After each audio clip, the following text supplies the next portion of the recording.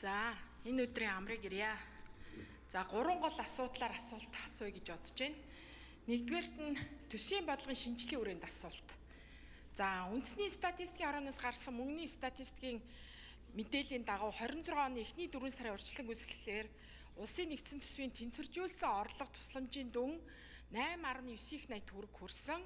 Энэ нь мөн оны өмнөх үетэй харьцуулахад 459.7 их 80 төгрөгөөр өссөн буюу төсвийн нийт зарлага эргэн төлөгдөх цэвэр зээлийн хэмжээ 10.4 их 80 байгаатай харьцуулахад төсвийн тэнцвэржүүлсэн тэнцэл 1.4 их 80 төгрөгт хүрсэн.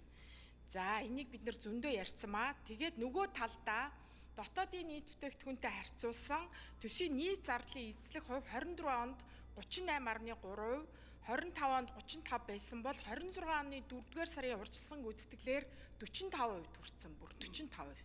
Тэгэхээр энэ хэмжээ дунджаар олон улсын түвшинд бол 25%-тай байвал сайн гэсэн ийм үзүүлэлт болж өгдөг. Тэгэхээр Монгол банкны судалгаагаар төсвийн урсгал зардлын дотоодын нийт бүтээгдэхүүнд эзлэх хувийн 1% өсөлт нь 2 улирлын дараагаас импортыг 0.2-оос 0.4%-аар нэмэгдүүлдэг. Нөгөө талдаа үндэсний аудитын газрын тайланд 25 оны хөгжлийн төлөвлөгөөний 57.3% нь үр дүнгүй, нийт санхүүжилтийн зөвхөн 37.9% нь гүйцэтгэгдсэн гэж дүгнэлт гарсан. За, тэгээд яриад ивэл маш олон юм байгаа. Төсвийн доктортой эдлийн зөвлөлийн Монгол улсын хөгжлийн 27 оны төлөвлөгөөний төсөлд санхүүжилтийн их үүсвэр нь тодорхойгүй, хөрөнгө оруулалтын үр ашиг эдийн засгийн тооцоо бүрэн хийгдээгүй байх гэсэн дүгнэлт бас өгсөн байгаа. Тэгээд ингээд олон энэ статистик үзүүлэлтүүд, төсвийн доктортой эдл болон үндэсний аудитын гаргасан энэ дүгнэлтүүд бусад За, ерхий сайд хариулъя. За, 1 минут нэмж өгье. Мөх соёлогч нар. За, баахан ингээд яагаад ийм асуух гээд байгаагаа урьдчилсан нөхцөл байдлаа хэлсэн. Тэгэхээр та өөрөө чөлөөлөе гэсэн аяныг эхлүүлсэн. Засгийн газраас хизээ яг төсвийн бодлогоо хумаад мөнгөний зөөлөн бодлого явуулж хувийн секторыг дэмжих вэ? Хэрхэн энэ байдлаас эдийн засаг дахь төрийн оролцооноос бүгдээрээ хувийн секторээс чөлөөлөх вэ гэдэг эхний асуултыг тавья. Өөрийн чинь гол зорилго бас уг нь энтэй нийцэж байгаа. Бодит байдал дээр хараахан биелэлээ олохгүй нөгөө талдаа цаг хугацаа алдаад байна. Тэгээ өнөөдөр уур амьсгал ямар байгаа нь вэ гэхээр хувийн сектор, аж ахуйн нэгжүүд, хувь иргэд сэтгэл хангалуун биш ямар сайндаа хүн амын орлогын албан татрыг 1% болгохыг бүгдээрээ нийтээрээ дэмжиж явж явах вэ. Энэ уур бизнесийн орчин үнэхээр таагүй байна. Олон баг болон дунд орлоготой иргэдийн амжиргаа улам уруудж гин, ядуурлын түвшин өндөр хിവэрээ, аж ахуйн нэгжүүд бас хаалгаа. За, ерхий сайд хариулъя.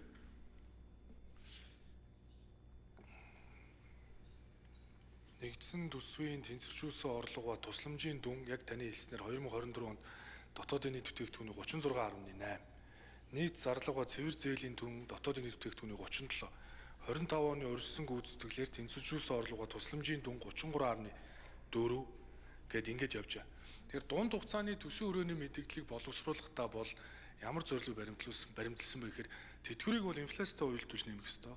Цалин хөлсийг бас инфляцтай уялдуулж нэмэх ёстой. Гэхдээ төрийн оролцоог хөнөх ёстой гэж. Өнгөрсөн жил бид нар баталсан төсвийн хүрээнд бол тэнцвэржүүлсэн орлого дотоодын нийт бүтээгдэхүүний харьцаа 37 байсан буурсан давуу тал болсон. Энэ удаа дунд хугацааны төсвийн хүрээний мэдээллийг боловсруулахдаа төсвийн зарлагын дотоодын нийт бүтээгдэхүүнд эзлэх хэмжээг мөн үе шаттай бууруулсан. 27 онд 31.9, 28 онд 30.4. Энэ орон зайд бид нар татврын шинжилгээг хийх ёстой гэж зорж байгаа. Тийм учраас татврын хуулийг барихтаа хөдөлмөрлж байгаа хэн бүрийг дэмжиж. За, тэгээд энд нэг орон зайг бий болгох, ажлын байрыг нэмэгдүүлэхийг бий болгох гэдэг зорилгоор энэ татврын хуулийг барьсан.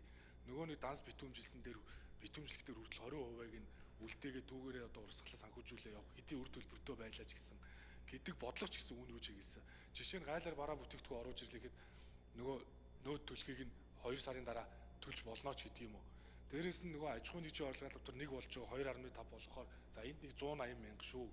Нөөд суудган төлөгчийн босхыг 400 болохоор системээ эвдэхгүй тул баримтаар бүртгэжээ 100% буцаа олголт хийжүүл ахаад 23 мянган компани шүү гэд. Гэтэл өөдөөс яг таны нөгөө хэлж байгаа нөгөө 1% гээд ороод ирэхээр эн чинь нөгөө төсвийн бодлогоо оруулж ирэхэд энэ өөрөө уйлдахгүй байна. Тийм учраас засгийн газрын тэр чөлөөлөгээд байгаа бодлого чинь хөдөлмөр эрхлэлтийг дэмжих бодлого байхгүй, эргэлийг дэмжих биш. Тэгэхээр энэ болгон хоорондоо уйлдчихж намрын төсөв батлагдсан. Түүнээс өмнө Ерөнхий сайд хариулт дуусна.